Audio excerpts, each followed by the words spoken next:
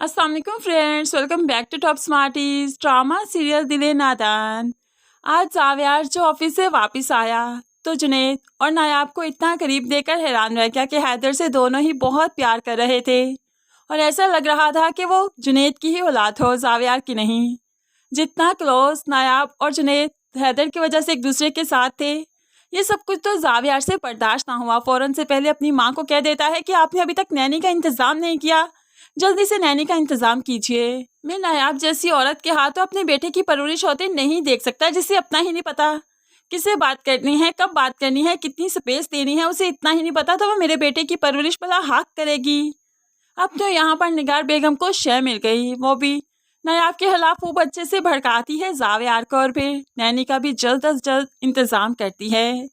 यहाँ पर नायाब जो कि अपने बेटे के लिए दूध बनाकर लाई थी उसे पिलाने ही वाली थी तो निगार बेगम जल्दी से हैदर को नायाब की गोद से उठाते हुए नैनी की गोद में डाल देती है, जिसकी वजह से नायाब तड़प सी जाती है। आंटी ये क्या करें आप, मेरी औलाद है, मैं किसी और के हाथों में नहीं देख सकती, मैं खुद परवरिश करूँगी इसकी।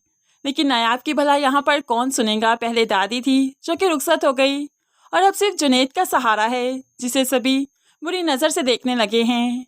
अब यहाँ पर जुनैद ही है जो कि स्टैंड लेकर जावियार के सामने जाकर खड़ा हो गया। भाभी को हैदर वापस दीजिए वरना अच्छा नहीं होगा। तो यहाँ पर जावियार कहने लगा, क्या तुम मुझे बताओगे क्या अच्छा है क्या बुरा, और अगर मैंने हैदर को ना आपको दिया तो क्या करोगे। तो यहाँ पर जुनैद साफ साफ कह देता है, पुलिस का सहारा लूंगा, उन्हें बताऊंगा कि छोटे से बच्चे को कैसे अपने माँ से अलग किया और माँ कैसे तड़प रही है।